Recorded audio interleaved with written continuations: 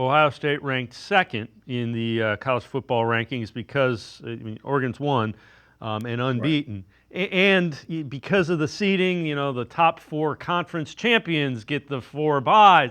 How important is it for Ohio State to get back to the Big Ten championship and maybe get one of those top four seeds, win the Big Ten, beat Oregon relative to the college football playoff? They haven't won the Big Ten since 2020, right? And that was a weird COVID year. They haven't won the Big Ten in a normal season since 2019, Ryan Day's first season here. And they need to get back to that, right? When he took over this program, in really his first 2 years, they were the class of the Big Ten. And obviously that hasn't been the case for the last 3 years. So just for that alone, they need to get back to Indianapolis and win a Big Ten championship while also avenging a 1 point loss to Oregon, which essentially came down to did Will Howard get down in time for them to get a field goal out there?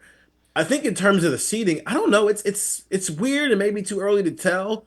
And I do think that maybe there needs to be some revisions to how they seed things. You see in the NFL where the top seeds always playing the lowest seed that's available. Maybe we go to that because right now I think there's two extreme arguments being made because whoever wins that game is going to get the number one seed and the loser is going to be the five seed. And so the question is, which is actually the easier path when if you're the five seed, yeah, you have to play an extra game, but your first round game's at home and it's against a 12 seed team that maybe has three losses, and your second round game is against, yeah, conference champ, but it's not the Big Ten conference champ and it's not the SEC conference champ. So maybe that's an easier path to get to the semifinal. Or you take the case of you take the bye, it's one extra game you don't have to play, not one extra game where you have to put your players in harm's way and things can go wrong, but also you might be playing a tougher opponent, whoever wins in the first round. So it's important because they need to win the Big Ten. It's there's no way around that, and the bye could probably do this team some good in terms of making sure guys stay healthy, especially when you've already lost two fifths of your offensive line this year.